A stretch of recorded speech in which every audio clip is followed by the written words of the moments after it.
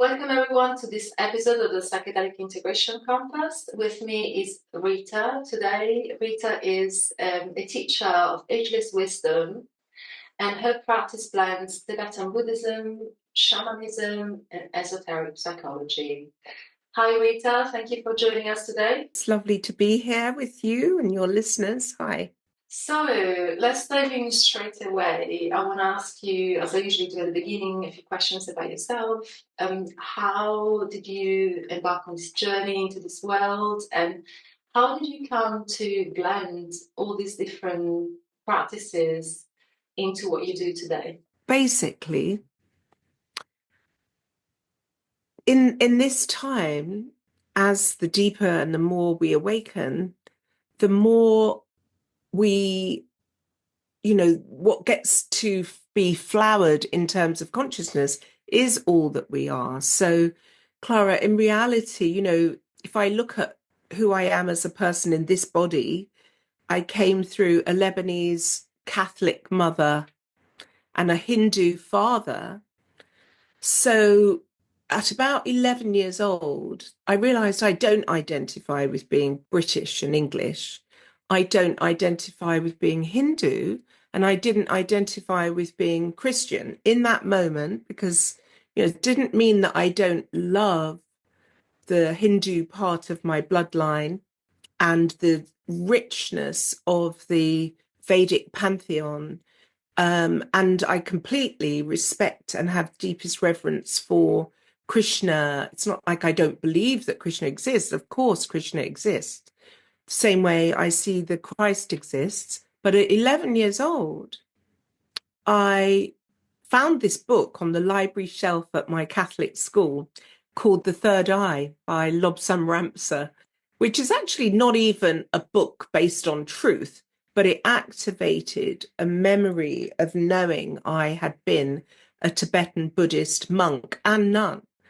And that went so deep. And the rest of my life became a series of unfoldings to then become deeply realized in previous life trainings, many of which has been what's called the Vajra Kagyu lineage, which is a high tantric path based on cutting through illusion.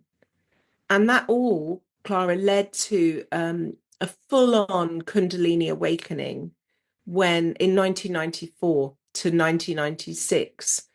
And yeah, it was a massive, deep, full-on, blissful, incredible, profound transformation, which has shaped my life way beyond a plan that comes from my ego or mind. So that's it, like this journey started with a deep remembering. At age 4, actually, one day at age 4, I was, we lived in Ealing in London, and I wanted to go and play with a friend. And I had an ice lolly.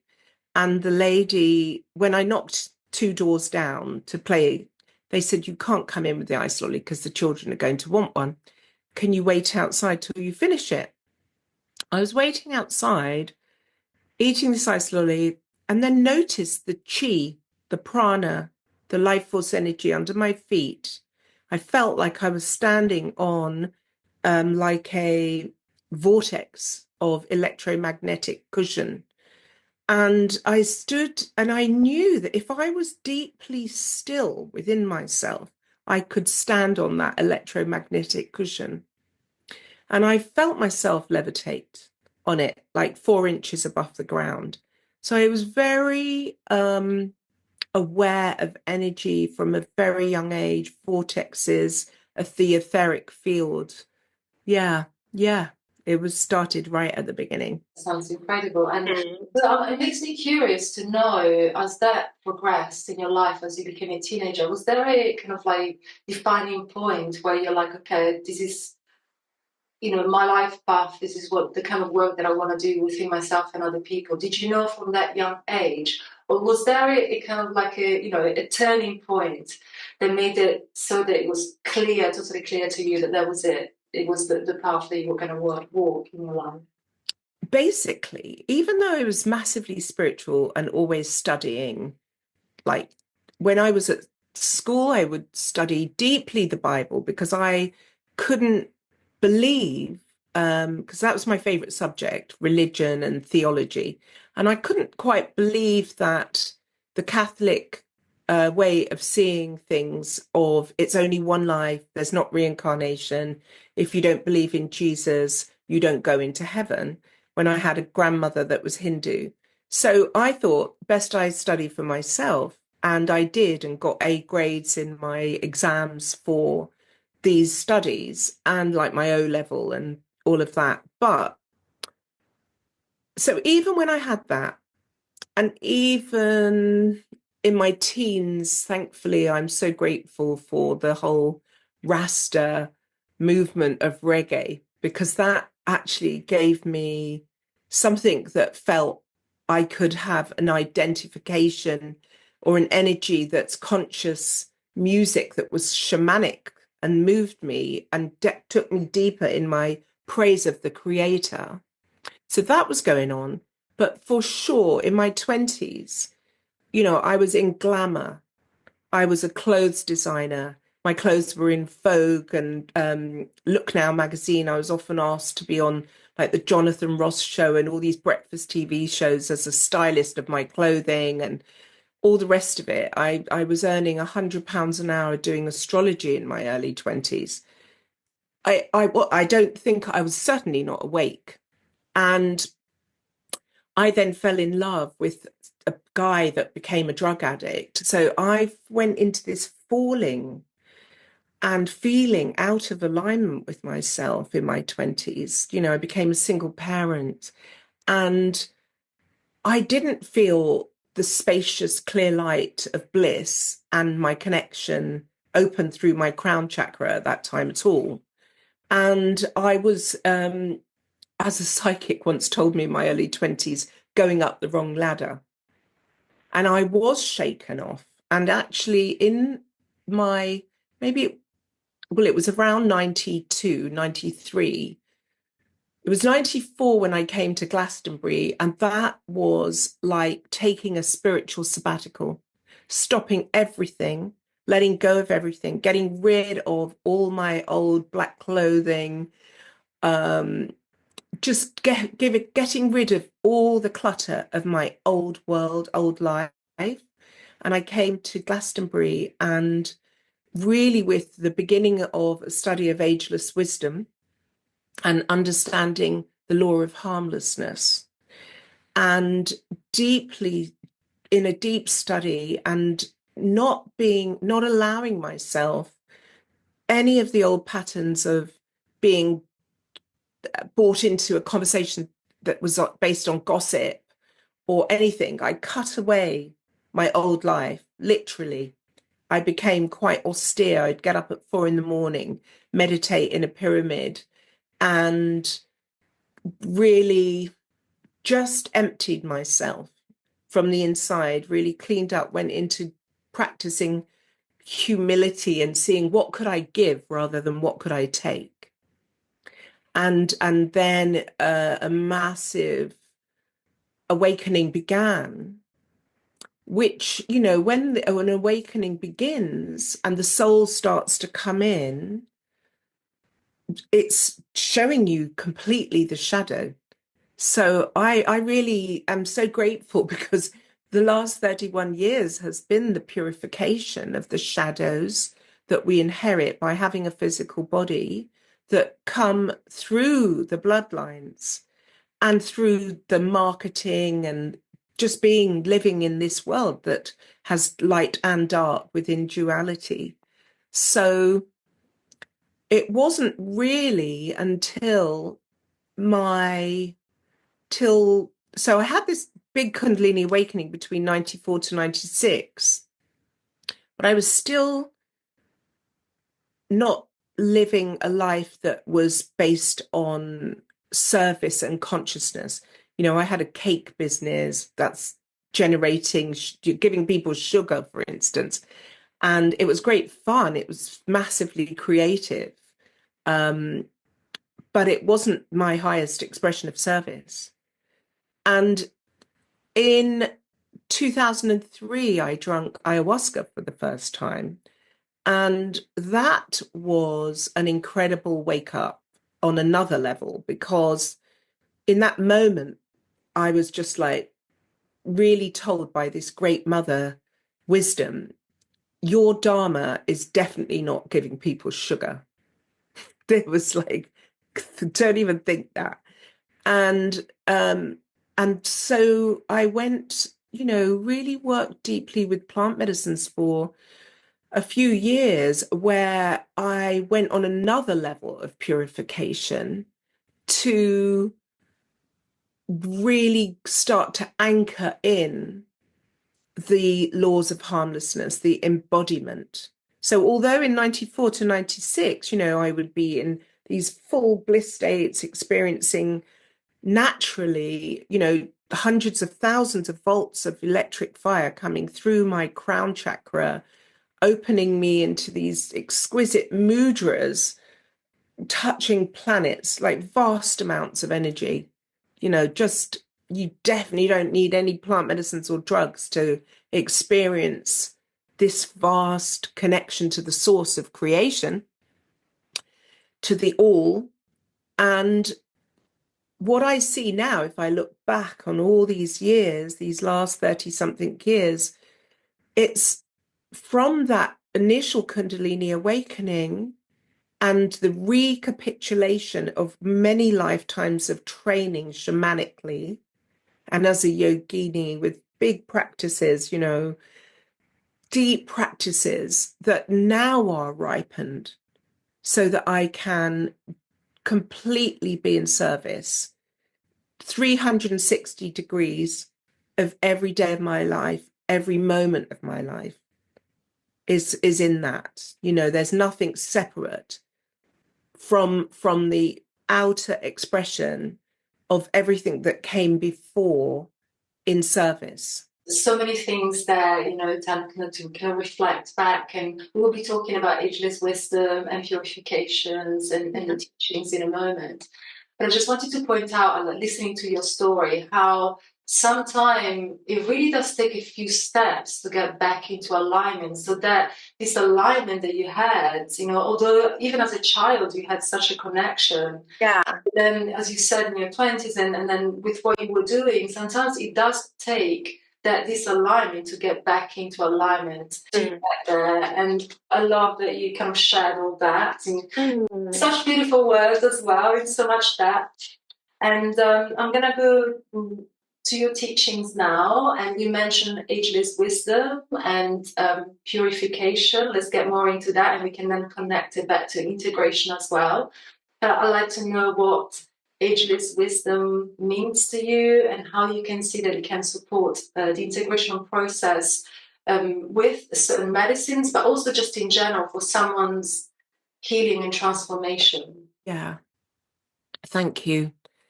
So I guess what I really love about the ageless wisdom and esoteric psychology, which isn't even presenting itself as a path to be followed, but it's so comprehensive.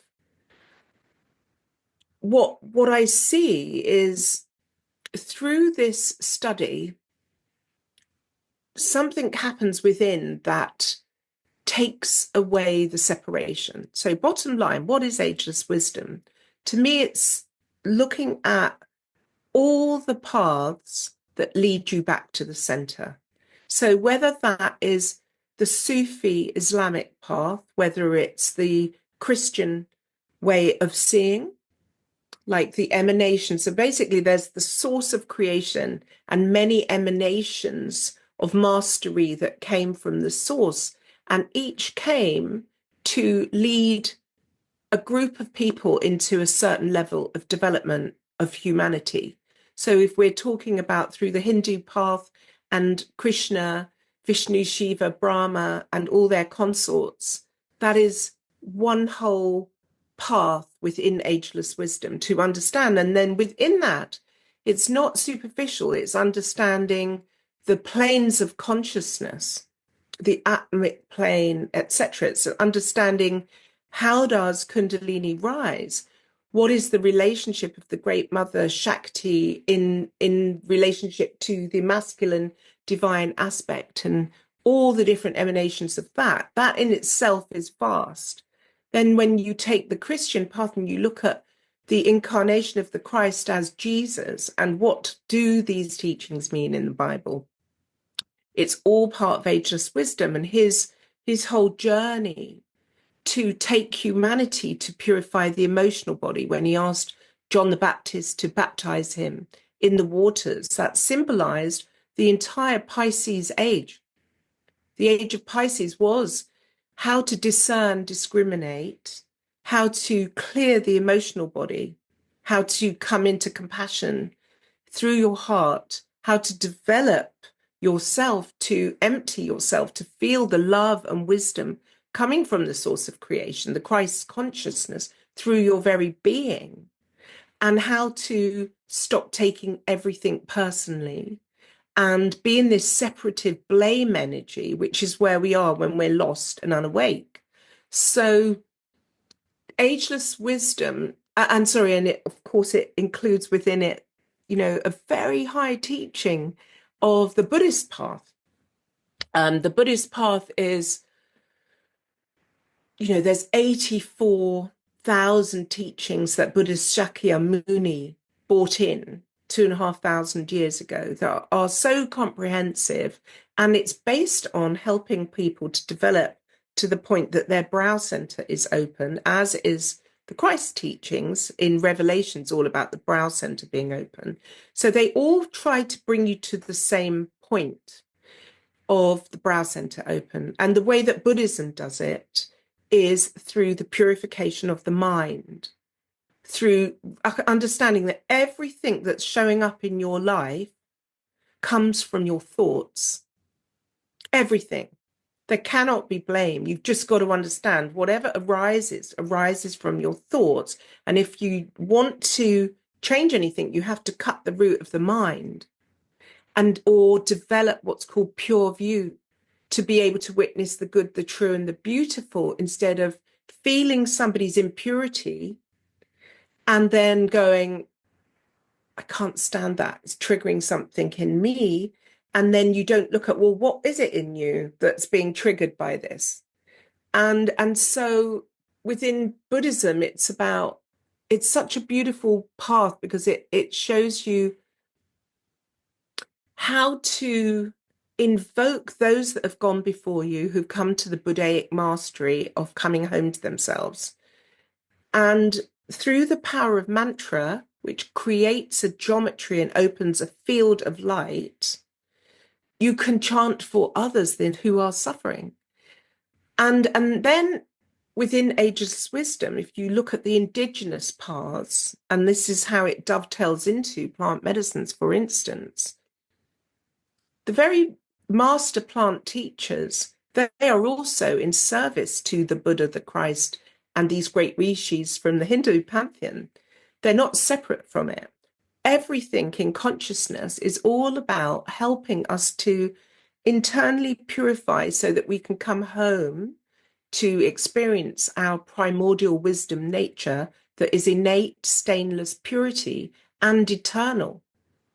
That is who we are as beings. We are the light of spirit made of cosmic fire, at one with the one. We're not separate.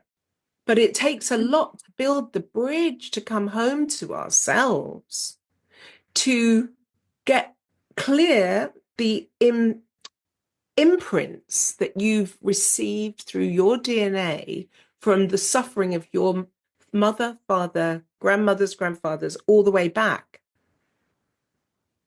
Not to mention what you've brought in with you as a soul from maybe your last life. You were killed in a very horrible way. Anything's possible, and you've got traumas that you're not sure what's going on. And then, so coming back actually to the plant medicines, that in the past, when life was at a slower pace, and survival was not as intense as it is now, to pay the bills, to pay the mortgage, to pay the rent, to buy food, like all over the world. Just that is a whole process for everybody on a daily basis. And life is very fast. Even to get that time to sit in stillness, to watch the mind, to what is called meditation, just to become aware of what you're thinking and where you are, and attempting to get that clear light, that spaciousness, that connection to the spirit, takes so much discipline to even get to the point where you can include that in your life. And is almost like a luxury to have that spare half an hour where you're not in something, not to mention then the darker energies that are keeping humanity consciously distracted, scrolling outside of ourselves. If we were to go back to the Bible and the Tower of Babylon and understand, how humanity originally fell in that pathway to look at. The fall from the grace from the Garden of Eden was because we were seeking the tree of knowledge rather than opening to the tree of life.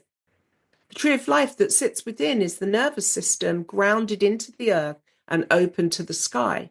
Just imagine that. So everything right now is like the nervous systems of most people are fried.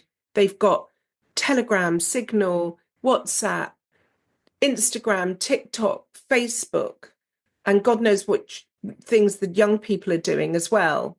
And it's all this scroll distraction, not sitting in the stillness to come and really observe. So ageless wisdom ultimately helps us to understand that humanity itself is in a stage of evolution as a collective. Then we're individually in spiritual evolution.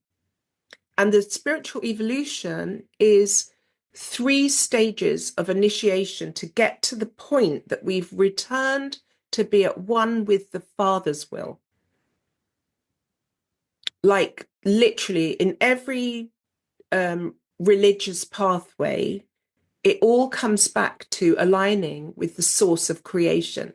There's 3 stages of that. And the first, believe it or not, is the training ourselves to be aware that there is an imprint inside each of us that is scathingly judgmental, comparing itself, seeing the darkness outside of itself and judging.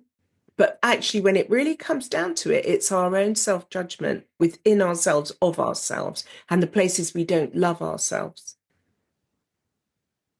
And until we can actually choose to not speak something that's harmful and unkind about another person or to another person,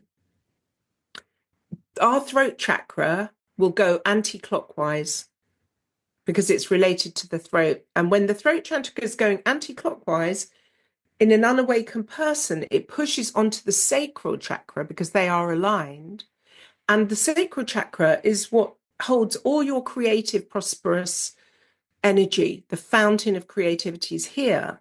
But when your sacral chakra is being pushed by the throat center and it goes anti-clockwise, it's focused on the sensual sensation of needing to get something outside of itself. So it focuses on materialism.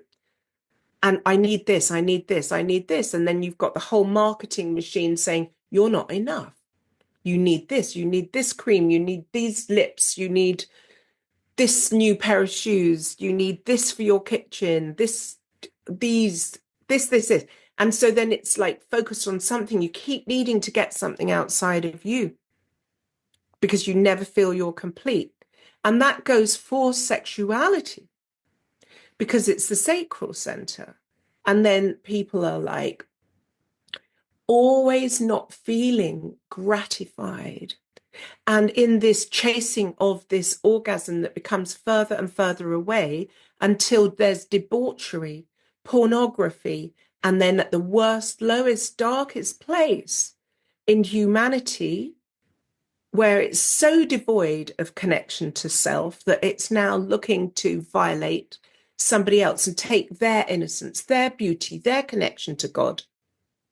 And that's why we've got children all over this world unsafe, and have done for a long time. And so the wake up of humanity, so Ageless Wisdom is based on the wake up of humanity. The plant medicines are in service to the wake up of humanity. It's all the same thing. And this wake up comes from the very first stage, is becoming aware of these judgmental conditioned imprints, and then taking a practice of harmlessness. Chanting mantra is very helpful at this stage because it opens a new field of energy. It distracts the mind from being in the negative, and it starts a purification process. And it starts to draw up your sexual energy. And when your sexual energy comes up through the central channel, through the heart to the throat, then it's blessed through the heart. And something shifts and cleans. And then you have more vitality, more inspiration, more creativity, more intuition. So that's the first stage of waking up for humanity. And basically, Ageless Wisdom is all about understanding the wake up. Where are you in your wake up process? Where are your family? Are you in right relationship to yourself with your sexual energy? Are you in flirting to get your needs met, to feel important? Or are you in a place where you do not need to misuse your own sexual energy, and you respect it and you understand it's sacred and precious? So that's the first stage of wake up. And just very briefly, because I know I'm like really intensely downloading this to give your viewers the maximum understanding.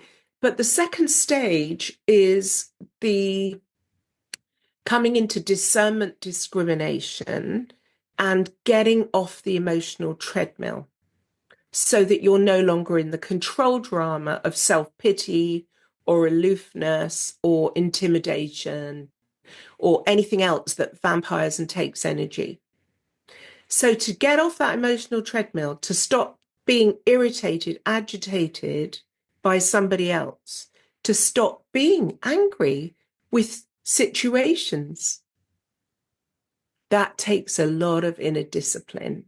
It takes everything that the Christ, the Buddha, Krishna, all the great masters and the feminine counterparts also teach, which is to develop the capacity to put ourselves in another person's shoes, to go beyond the wound of another person, and to have compassion and to have connection to your soul and spirit, to be able to radiate loving wisdom, warmth, and generosity to another.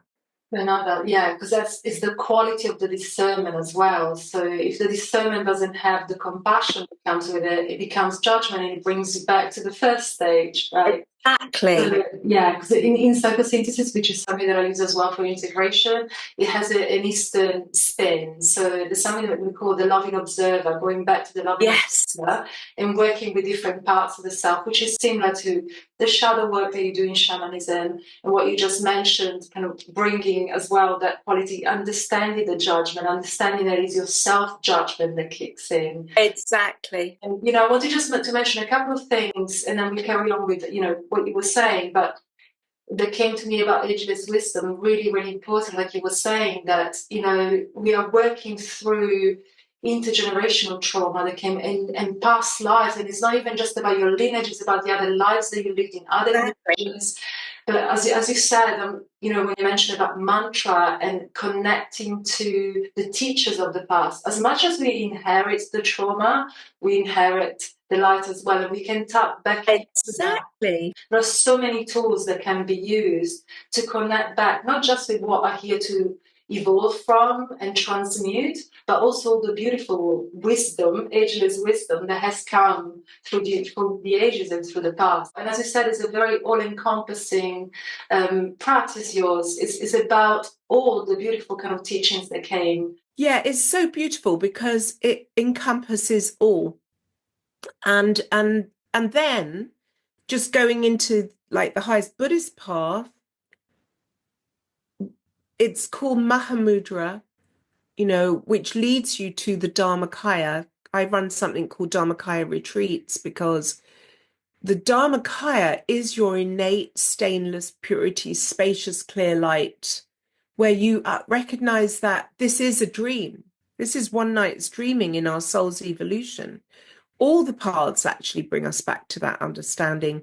The Marikames from Wirikuta, the indigenous aboriginals, the Hindus, and the Buddhists, they all understand that this is a dream state. And we are here awakening within the dream. And once we do that, then our power is back, the power to serve in the light. Then something else manifests, the recognizing that, because also this is very deep within Ageless Wisdom, the understanding that there is a divine plan that's working out. The third stage of a wake up is when the brow center is open. That takes us into revelation, takes us into a very humble place. It's very different to have our lives led by our ego. When we're at the point where the brow center is open, we are in a stillness that's listening to the instruction that comes through the silence of the presence of the one through our heart center. And that stillness and silence presents us the exact knowing what to do and how to be in the highest level of service in every moment, every day, in every way. We're out of the way of ourselves. We become hollow as a flute, as would be discussed in shamanism, hollow bone, which then brings us into the Tao.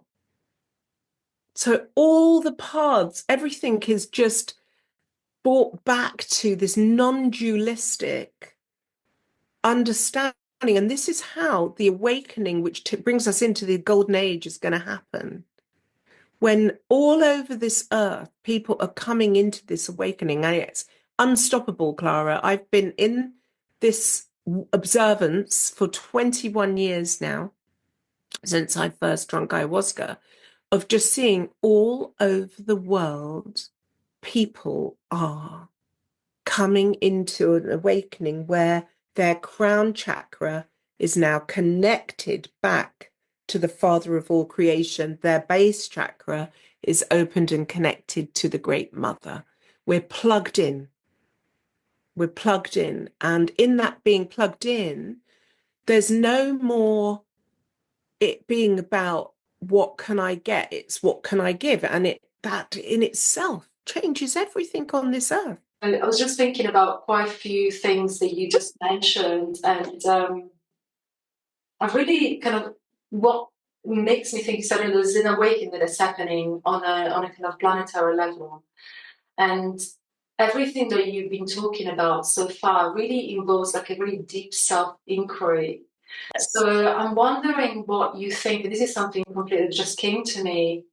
We talked about being in really strong disalignment as a waking up call, but I wonder, in your opinion, what do you think that is kind of supporting people in going into that self-inquiry, looking at the world today and what's happening? And I don't want to get political, but just thinking about the state of the world these days, do you think there is a something that comes from collective consciousness that's spiraling in? It's a very important question. One of the things I realize is if we look at the overall and we understand that our creator gave us free will, and that free will is everything on some level, that people have to be in the place where they're ready to want to connect from spirit. And normally that comes from a healing crisis.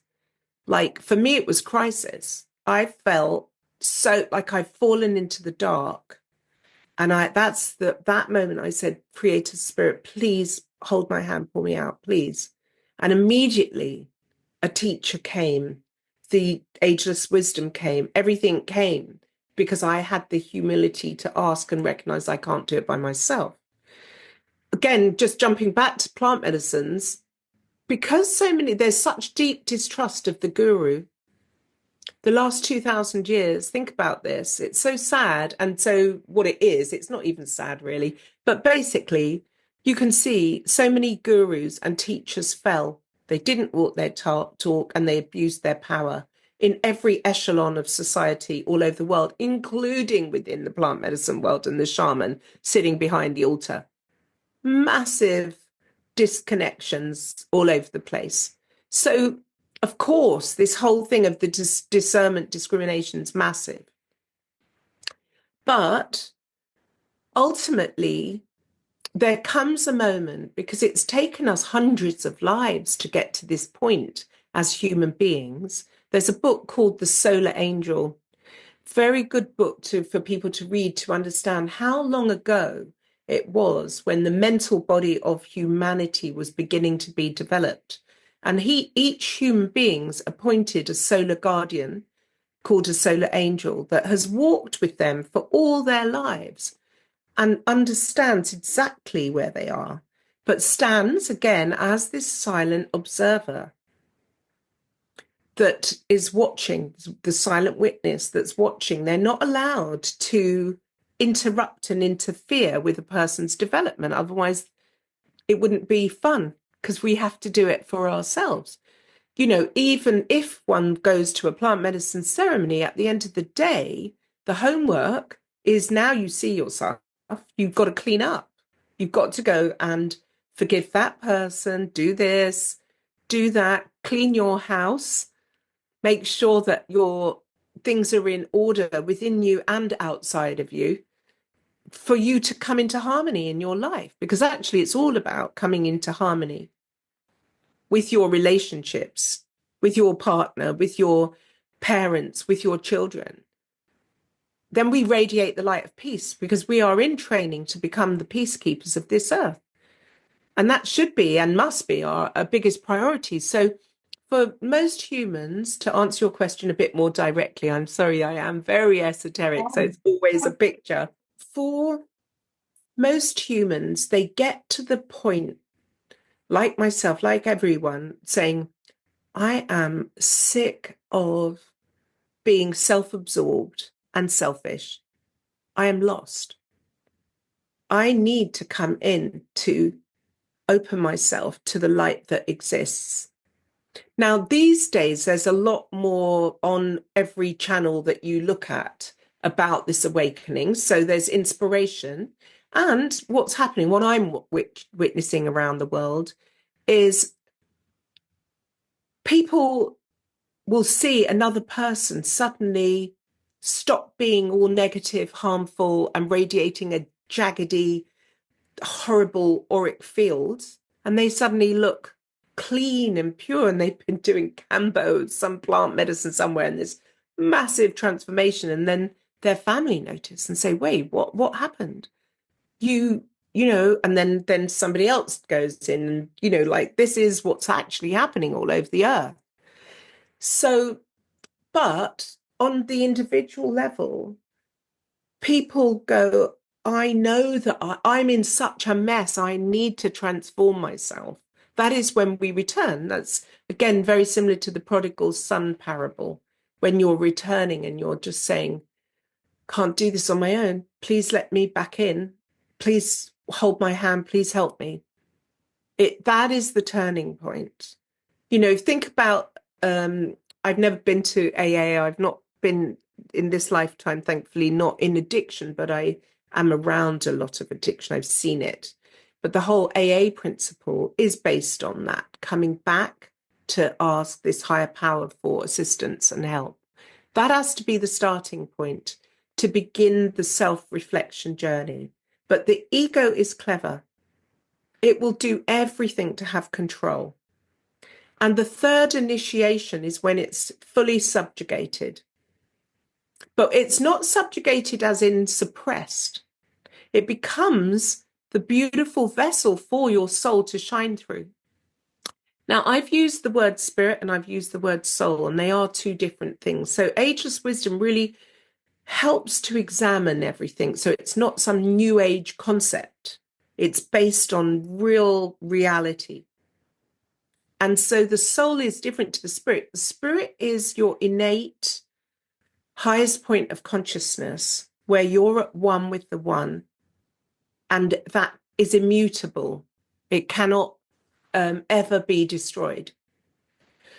Your soul is that you've cultivated through all your lifetimes, through your good deeds, words, and actions, your selfless service, your offerings to the sacred waters, your prayers, your mantras. That builds the light of your soul, and it resides in a different place to your spirit.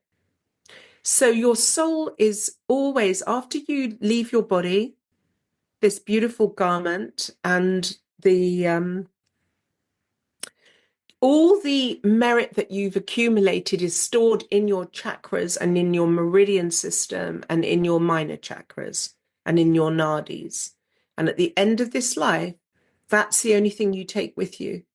The absorption of the merit, the electric fire that goes into the soul, continuing to build the light of your soul, which then resides in what's called the causal ocean, the plane of electric fire. So coming back to what is ageless wisdom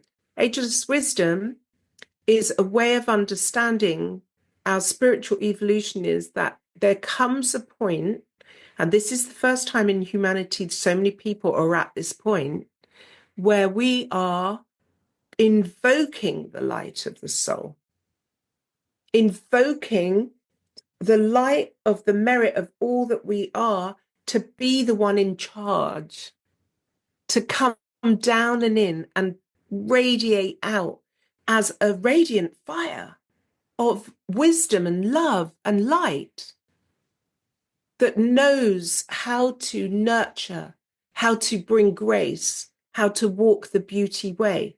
I'd like to ask you more about this relationship between the soul and spirit. Oh yeah, the difference. Deeper into the teachings, like just in general as a concept for people that might not be, maybe haven't explored that kind of differentiation yet, and that relationship, because I'm guessing all this work that we've been talking about is very much about connecting the two very deeply, so that there is a cooperation, nothing is separate, as we were saying. So can you tell me a little bit more about the relationship between the two? Because I'm just asking for listeners that might be a bit confused about it, and they might think now that there are two separate things, because now for years, how do they work together? How do we, through ageless wisdom, plant medicine integration, Tibetan Buddhism, different disciplines, what is that journey of bringing them closer and having them working well together so that we can channel source, I'm guessing, when I think about spirit, and then express it in our own unique way in this lifetime? There is a bridge that gets built, and it's not you can't plan it, and I can't plan it. It's not a left brain mind thing. It's like an accumulation of merit through your harmlessness and through your inner work. And basically, this is very deeply related to the pineal gland, the pituitary gland, and the carotid glands that are in the back of the head here. They form a triad that's your Godhead.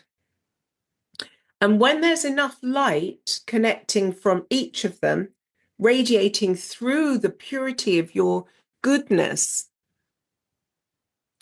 through your selfless service, through your choice to not keep going into condemning somebody else and being harmful.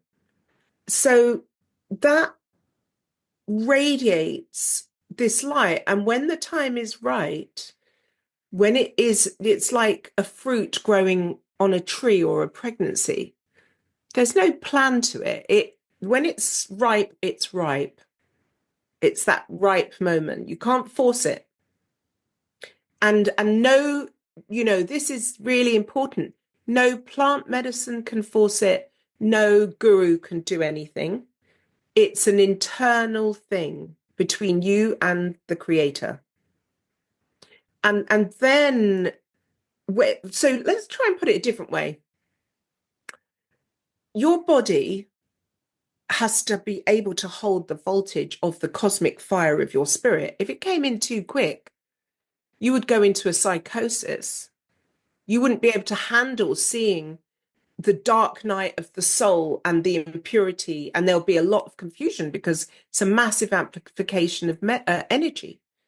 So it's very related. So the whole process is related to what a Kundalini awakening is. This is, my life is dedicated to teach this because this is happening all over the world. And if you don't understand what's going on in you, the different stages of your awakening, then you can be frightened of the great Shakti Ma coming to clean all your cells and turn you inside out into this enormous, to be able to hold the enormous voltage of energy of your spirit coming in. So, you probably seen when you've gone to an ayahuasca ceremony, like some people are lying there shaking all night and they are feeling that they're being electrified because all this energy is coming in, but it was meant to be. Because unlike taking drugs, let's talk about the difference between the two. Drugs like MDMA and all those drugs that were designed initially for therapy, but actually got misused and can catalyze like a whole load of Kundalini to be released, but it's like a synthetic release that's not based on the wisdom of the plant, master plant intelligence that has scanned your body and understands if it's safe for this energy to be activated and released. Are you harmless enough to be able to hold the voltage of the light of your spirit to come down and in?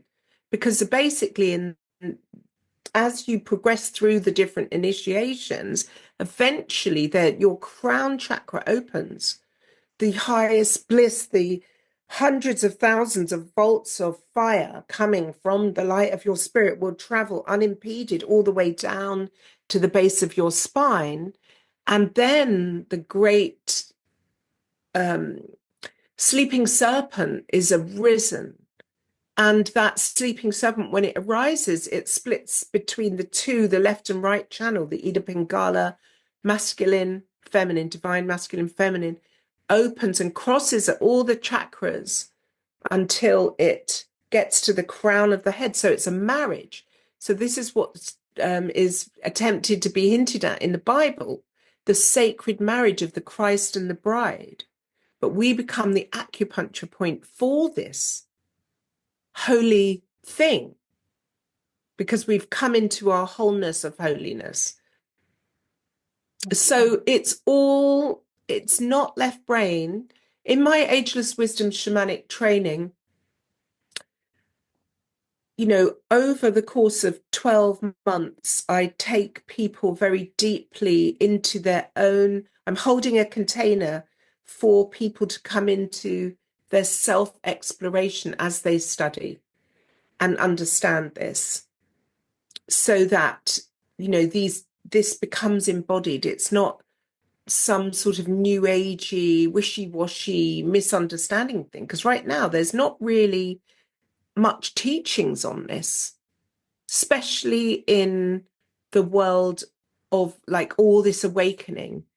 But there are people like Sadhguru and Muji, and there's many people there that are holding containers for people to do this inner work and take them into a certain way, as are the Vajra masters, from the highest Buddhist perspective. There really are, but they are one path. And that's good, because one path is very direct.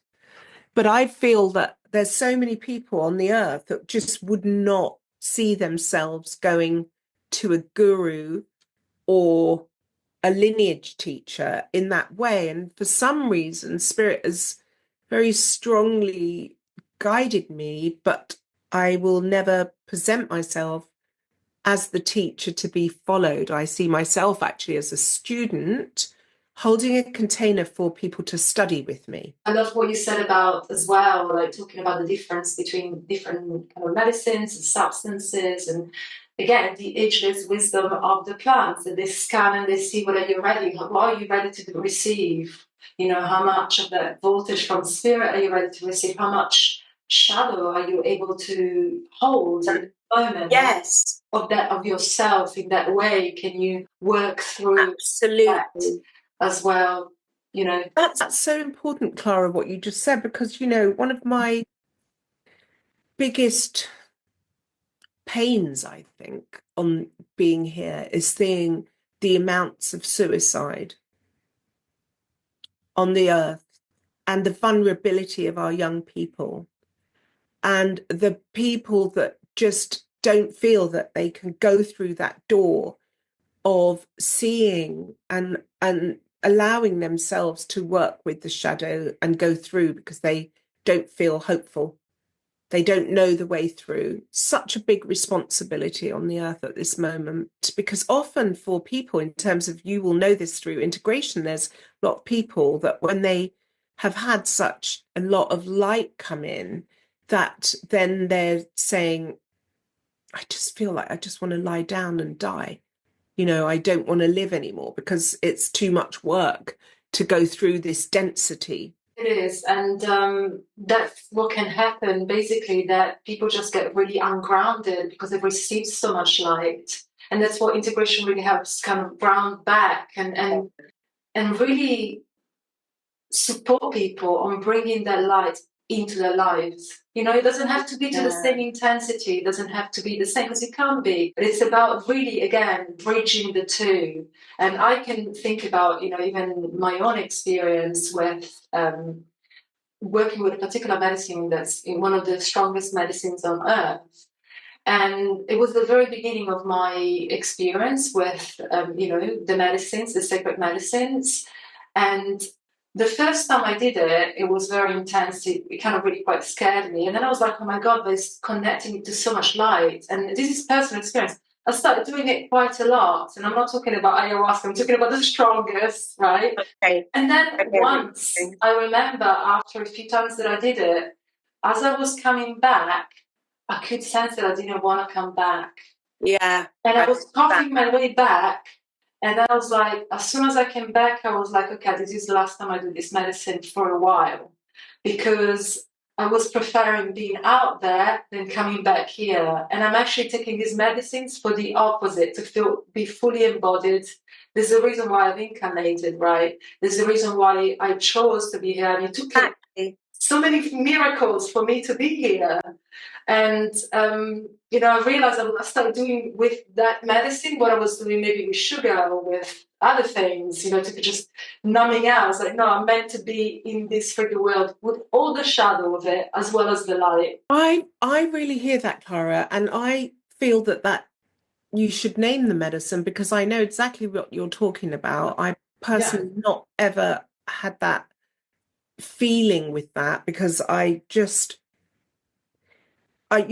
seen in my life crack addicts, for instance, okay, and with this medicine that doesn't have an altar, it is very strong.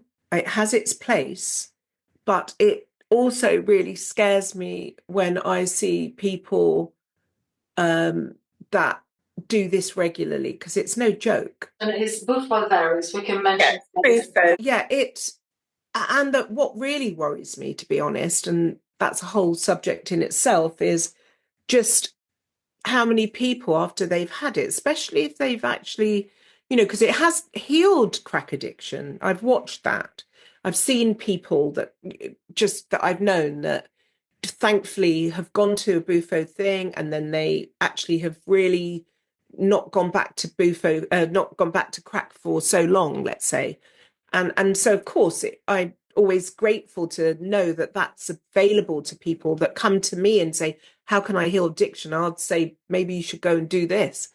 Don't get me wrong. But then I just see people that are like, I think I'm going to serve this.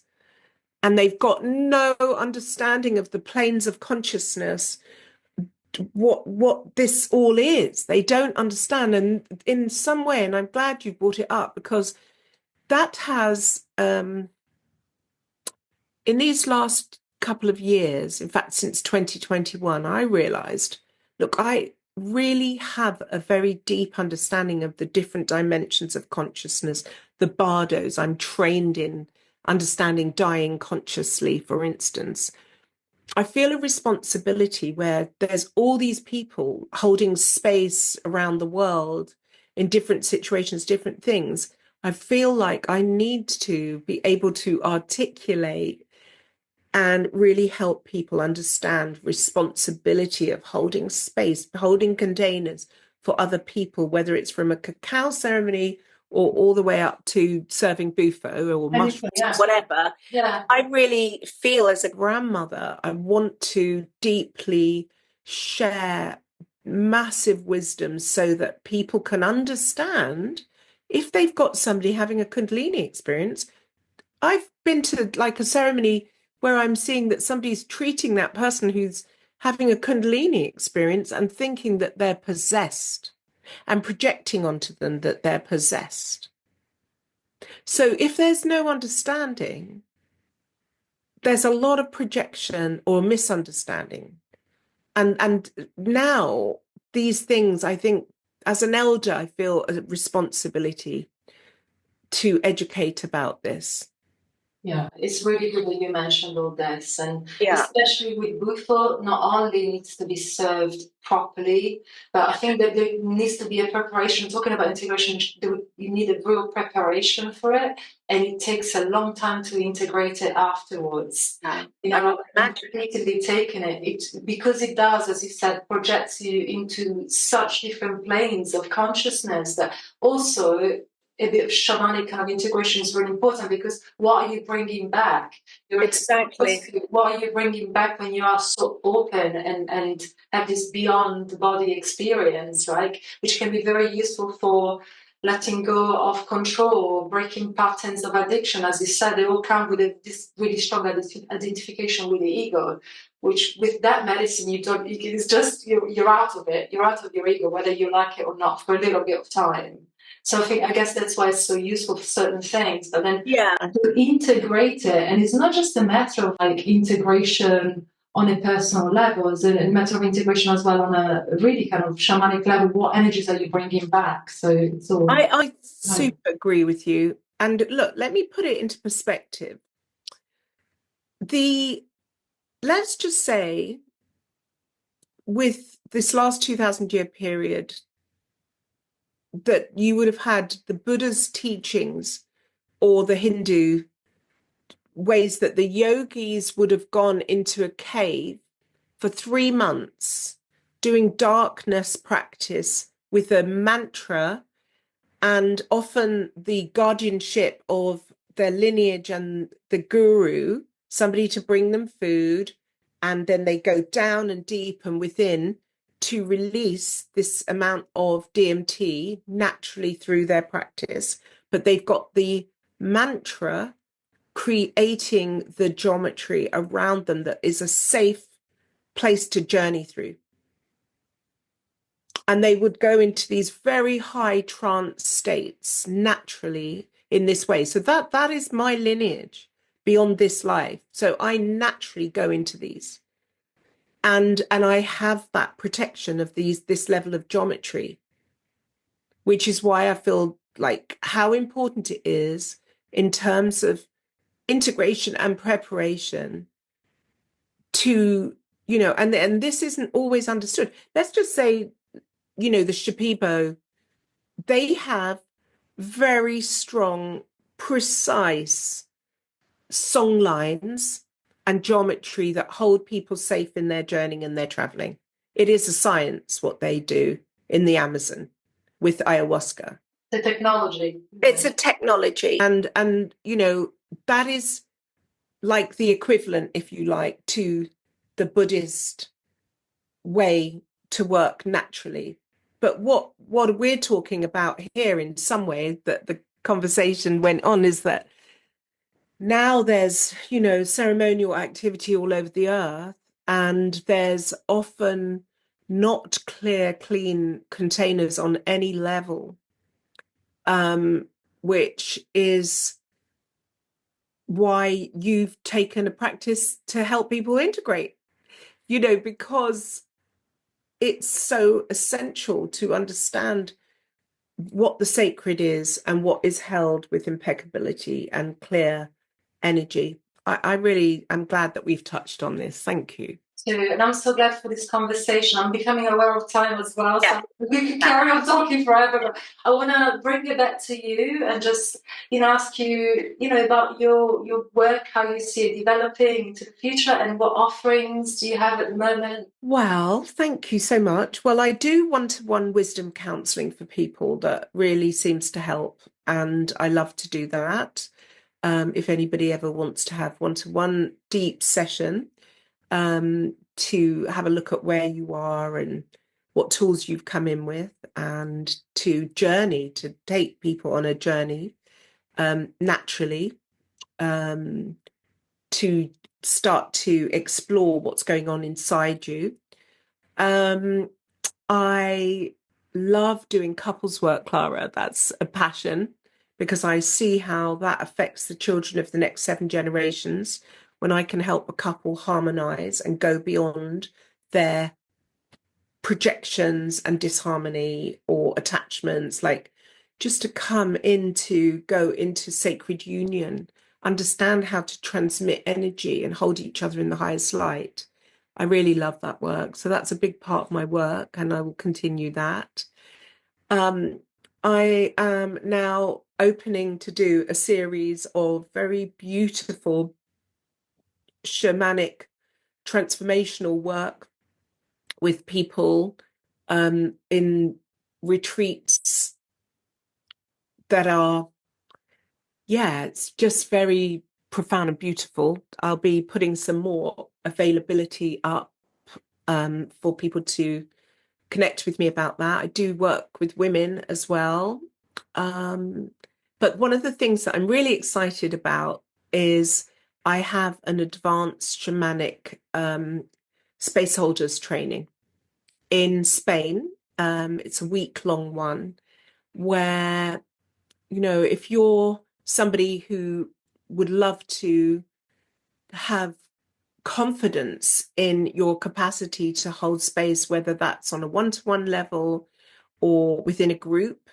Please don't get me wrong. It's not, I'm not teaching people to give ayahuasca ceremonies or something like that. It's about the ability to hold space, to really understand another person, and how to give different modalities of healing, how we pray, for instance, with sacred tobacco in the Native American way.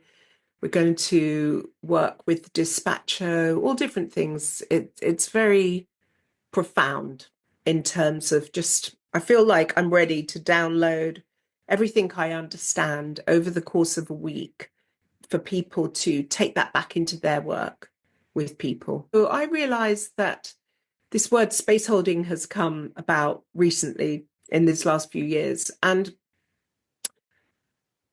when somebody in your life is about to leave their body, because recently my mother died, and I've been graced, I held space for when my partner was dying from a road traffic accident, when my baby was 5 months, our child. And just to be able to hold that space when someone's transiting and understand how to assist them in their journey over is a very shamanic practice.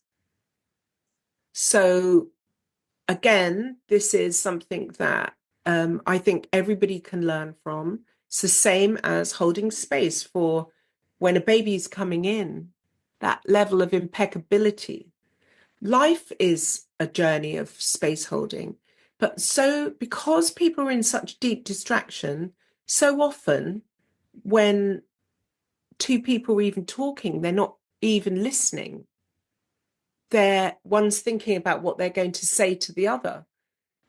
So then that's a lack of presence.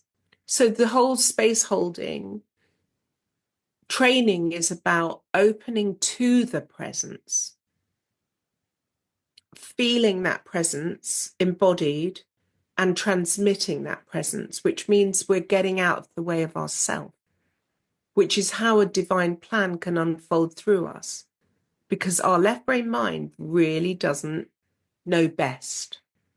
Bottom line.